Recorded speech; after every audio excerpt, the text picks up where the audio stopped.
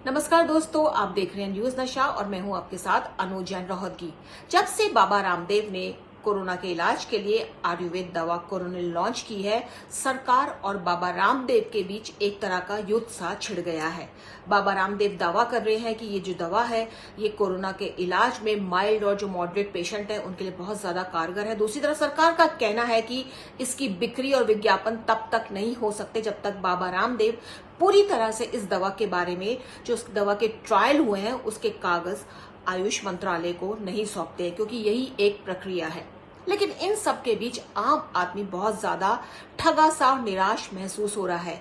जैसे ही इस दवा का पता चला था, लोगों में उम्मीद जग गई थी कि एक दवा आने वाली है जो उन्हें कोरोना से मुक्ति दिलवाएगी, जो इतने महीनों से उनको एक लॉकडाउन की स्थिति में अंदर बैठने को मजबूर कर रहा है, तमाम तरह की एक्टिविटीज को जिसने एक तरह से ब्रेक लगा दिया है। लोगों में उम्मीद जगी थी, लेकिन जिस तरह से ये दवा विवाद में फंस गई है, आम लोग बहुत ही हैरान और परेशान हैं। और ऐसे में न्यूज नशा ने कुछ टॉप डॉक्टर्स से, एलोपैथी और आयुर्वेद के डॉक्टर से बात की और पता लगाने की कोशिश की क्या वास्तव में जो दवा लॉन्च हुई है आयुर्वेद की सच में कोरोना के इलाज के लिए कारगर है। क्या इसका ट्रायल ठीक ढंग से नहीं हुआ है, क्या इसमें कुछ और एडिशन करके उसको दोबारा मार्केट में लॉन्च किया जा सकता है। तो सबसे पहले हमने बात की मूलचंद हॉस्पिटल में senior internal medicine doctor Shrikant Sharma से। डॉक्टर शर्मा, आपका न्यूज नशा में बहुत बहुत स्वागत है। डॉक्टर श्रीकांत, सबसे पहला मेरा यही सवाल है, जिस तरह से दावा पेश किया गया है, प्रेस कॉन्फ्रेंस की गई बाबा रामदेव की तरफ से और तमाम डॉक्टर्स उसमें उपस्थित थे और कहा गया कि जो दवा है इसमें जो पैकेट बनाया गया, 3 दवाएं उसमें है, नाक में डालने की है, कफ सिरप है और टैबलेट्स है। कहा गया है कि तीनों का कॉम्बिनेशन जो है वो डेडली है बिल्कुल कोरोना वायरस के लिए, और इससे मॉडरेट और माइल्ड मरीज जिनको बहुत कम सिम्टम है वो ठीक हो सकते हैं।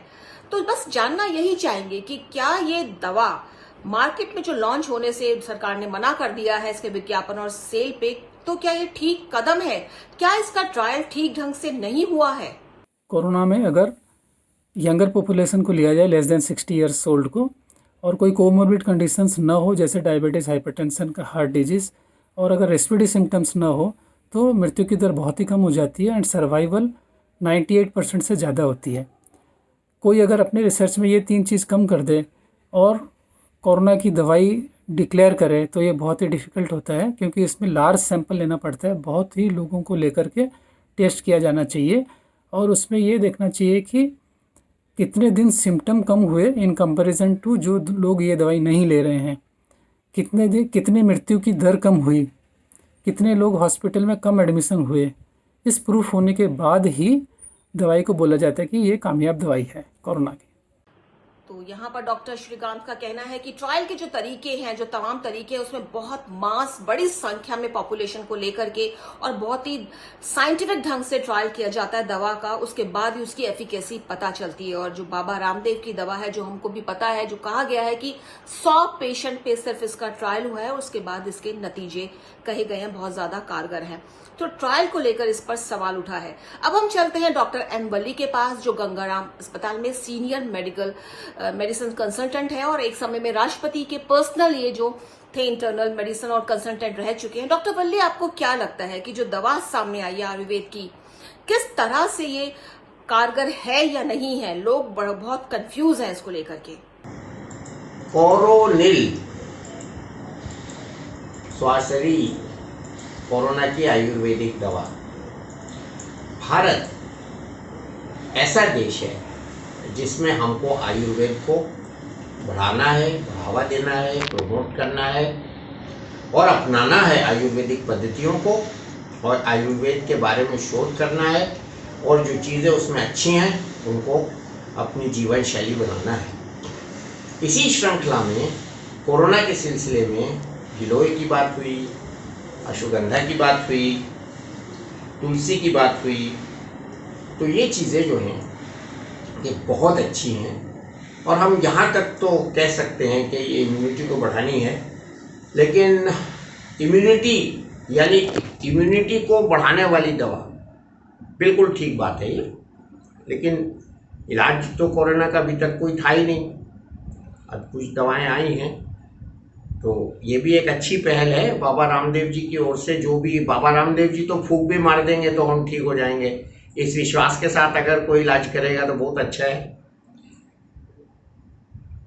WHO की एक चेतावनी आई थी बीच में कि हम इम्यूनिटी वर्धक दवाएं जो हैं, संक्रमण शक्ति वर्धक दवाएं जो हैं, उनको मेडिकल ट्रीटमेंट न बताएं। तो ये एक छोटा सा बारीक पॉइंट है, लेकिन मैं तो यही कहूँगा कि इसमें 90% लोग जो ठीक हो जा रहे हैं, अगर वो ये दवा खाएंगे और ठीक हो जाएंगे तो बहुत ही अच्छा है। लेकिन WHO में जो वार्निंग थी ना, उसमें ये था कि फॉल्स एश्योरेंस नहीं होना चाहिए। तो ठीक है, मैं खुद आयुर्वेदा का बहुत बड़ा प्रमोटर हूँ, प्रचारक हूँ, श्रद्धा रखता हूँ, विश्वास रखता हूँ।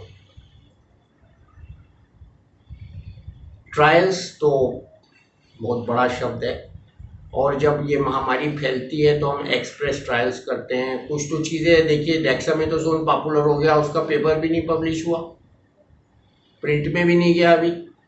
तो अब इस पे ट्रायल्स पे हम ज़्यादा बात नहीं कर सकते। ट्रायल्स तो आइडियली डबल ब्लाइंड होनी चाहिए। अब ट्रायल करना शुरू करेंगे तो साल भर भी लग सकता है, 6 महीने भी लग सकते हैं। तो ट्रायल्स के बारे में ज़्यादा कोई बातचीत नहीं करनी है इसमें। हमको अपनाना है पद्धति को तो अपनाना है, और सही मायने में हम वायरल लोड कैलकुलेट करेंगे, तब इस बात का पता लगेगा कि इस दवाई से कितना फ़ायदा हुआ है। लेकिन मैं आप दर्शकों से फिर एक बात कह रहा हूँ कि अपने देश की पद्धति को आगे बढ़ाना चाहिए, उसकी टांग नहीं खींचनी चाहिए और अपनाना चाहिए। ओवर एंड एबव हम लोग हाजिर हैं आपकी जो सेवा उसके लिए। बहुत जल्दी एक दवाई है, वो मार्केट में 1 आध दिन में आ जाएगी, और फ्लेप्राविर उसका नाम है, और भी 2 दवाएं पाइपलाइन में हैं। तो बहुत अच्छे परिणाम हैं, और मैं सबको मुबारकबाद देता हूं। भारतवर्ष को, आयुष मंत्रालय को और श्री रामदेव जी को भी मुबारकबाद देता हूं। तो डॉक्टर वल्ली की बातों से एक तरह से इशारा मिल रहा है कि वो कह रहे हैं कि आयुर्वेद पद्धति है, उस पर भरोसा करना चाहिए, और अगर हम ट्रायल को लेकर बैठ जाएंगे तो ट्रायल बहुत लंबे समय तक चलता है, इंतजार बहुत ज्यादा हो जाता है। हमारी आयुर्वेद की अपनी पद्धति है, उस पर हम विश्वास कर सकते हैं, और कुछ ही सरकार और जो रामदेव को मिल करके जो एक इशारा कर रहे हैं कि इस तरफ ध्यान देना चाहिए और कुछ ना कुछ करके इस दवाई को बाजारों में लाना चाहिए, क्योंकि आयुर्वेद के जो तरीके हैं वो बहुत ज्यादा कारगर होते हैं हमारी इम्यूनिटी बढ़ाने के लिए, और यहाँ पर कोरोना वायरस से निपटने के लिए सबसे ज्यादा ध्यान इम्यूनिटी पर ही दिया जा रहा है कि कैसे बढ़ाएं। तो ये बात थी डॉक्टर वल्ली की। अब हम चलते हैं डॉक्टर आरपी पराशर के पास, जो बहुत फेमस आयुर्वेद के डॉक्टर हैं, बहुत सालों से इस फील्ड में काम कर रहे हैं। आपसे जानना चाहेंगे डॉक्टर पराशर, जो कॉम्बिनेशन दवाइयों का कहा गया है इसमें कि तुलसी भी है, गिलोय भी है, और तमाम तरह के 16 जड़ी बूटियों का कॉम्बिनेशन जो पैक बनाया गया है, किस तरह से कारगर हो सकती है इम्यूनिटी बूस्ट करने के लिए? बाबा रामदेव ने जिन दवाओं के आधार पर दावा किया है कोरोना वायरस का इलाज करने का, तो उनमें जो दवाइयां हैं अश्वगंधा, गिलोय और तुलसी, ये वर्ल्ड की बेस्ट इम्यूनो मॉड्यूलेटर्स में से हैं। और जब ये तीनों दवाएं एक साथ हैं तो इम्यूनिटी हमारी बढ़ेगी, और जब हमारी इम्यूनिटी का लेवल अच्छा होगा तो वायरस हमारी बॉडी पर अटैक नहीं कर पाएगा। और अगर वायरस ऑलरेडी हमारी बॉडी में जा भी चुका है तो इन तीनों इम्यूनो मॉड्यूलेटर्स के प्रभाव से वायरस ख़त्म हो जाएगा। अणु तेल की जहाँ तक बात है तो इसका भी प्रभाव है, नाक के अंदर ये डाला जाएगा, और जब नाक से मुंह से 2 जगह से ही कीटाणु का प्रवेश होता है शरीर में, तो सांस के रास्ते जब ये जाएगा तो उसको वो अणु तेल वहाँ पर रोक लेगा, और अपने जो औषधि का प्रभाव है उसके चलते वो कीटाणु को वहीं पर रोक लेगा, मार देगा। जो स्वसारी रस है उसमें वासा, कटेली, अदरक, छोटी पीपल, मुलट्ठी, अदरक जैसी चीज़ें हैं जो कि हम सदियों से प्रयोग करते आए हैं खांसी, जुकाम, गले की खराश, निमोनिया तक के इलाज में। तो इन सब दवाओं का जब हम मिश्रण देंगे तो डेफिनेटली ये एक कोरोना को एक संपूर्ण इलाज हम समझते हैं, और इसे कोरोना का इलाज पक्का होगा, इसमें कोई संशय नहीं है। बिल्कुल साफ तौर पर यहाँ डॉक्टर पराशर का कहना है कि जो कॉम्बिनेशन पेश किया गया है इस दवाई में वो सदियों से काम में लाया जा रहा है इम्यूनिटी बूस्ट करने के लिए, और ऐसे में जब इम्यूनिटी बूस्ट होगी हमारे शरीर में ये दवा खाने के बाद, तो कोरोना हम पर, वायरस जो है हम पर आक्रमण नहीं कर पाएगा, और सपोज शरीर में आ भी गया तो इस दवा के जरिए हमारी इम्यूनिटी इतनी बढ़ा देगा कि उसको फाइट आउट करके हमको ठीक कर देगा। तो बहुत ज्यादा वकालत इन्होंने यहाँ पर की है इस दवाई को लेकर। लेकिन जो भी हो, इस एक पक्ष और विपक्ष जो है इस दवा के लिए खड़े हो गए हैं। कुछ लोग कह रहे हैं नहीं, ये दवा में ट्रायल और ज्यादा होना चाहिए था। एक तरफ वो पक्ष है जो कह रहा है कि इससे कोई नुकसान नहीं है, आयुर्वेद की दवाई है और बहुत सस्ती है, ऐसे में अगर इसको लॉन्च कर दिया जाए तो अपने आप ही 15, 20, 25 दिन में पता चल जाएगा ये कितनी कारगर है।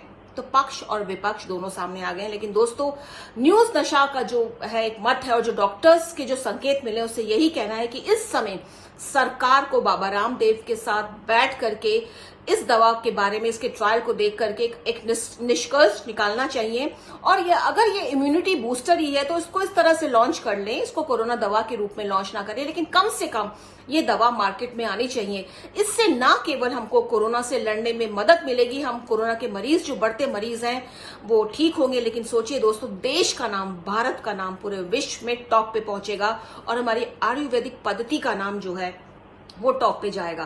तो एक तरह से मील का पत्थर साबित होगी अगर ये दवा बाजार में आती है और इसके जो परिणाम है वो अच्छे निकले। लेकिन इसके लिए जरूरी है कि सरकार और रामदेव के बीच कोई समझौता हो, इस दवाई के थोड़ा बहुत नाम बदलकर इसको लॉन्च किया जाए बाजारों में। जैसा कि हमारे डॉक्टर्स भी कह रहे हैं कि आयुर्वेदिक दवा जो होती है वो हमारी इम्यूनिटी बूस्ट करती है और इससे फायदा होता है। तो न्यूज नशा की कोशिश थी कि आपको इन तथ्यों से अवगत कराया जाए, क्योंकि सबको उम्मीद है कि दवा जल्दी से जल्दी बाजारों में आए जिससे पेशेंट जो है ठीक हो। तो डॉक्टर्स का अपना एक मत है, सरकार का अपना है, फॉर्मेलिटी जरूर होती है। साइंटिफिक एक रिजल्ट पे आने के लिए ट्रायल बहुत ज्यादा जरूरी होता है, लेकिन जब इतनी ज्यादा जरूरत है तो ट्रायल थोड़ा कट शॉर्ट किया जा सकता है, ऐसा डॉक्टर्स का मानना है। और हमारी कोशिश थी आप तक ये तथ्य पहुंचाने की। और जैसा कि हम हमेशा करते हैं, किसी ना किसी टॉपिक पर आपको अपडेट देते हैं और हमारी कोशिश रहती है कि एक्सपर्ट्स के साथ आपको अपडेट दे, जो उस फील्ड में माहिर होते हैं, उनके जरिए हम आपको राय देने की कोशिश करते हैं। और हमेशा आप बने रहिए न्यूज नशा के साथ, आदत हर खबर की। और आप हमसे जुड़े रहने के लिए सब्सक्राइब करें YouTube पर, फॉलो करें Twitter पर और लाइक करें Facebook पर। और ज्यादा जानकारी के लिए न्यूज नशा की वेबसाइट पर जाएं। आपको टाइप करना होगा सिर्फ न्यूज नशा।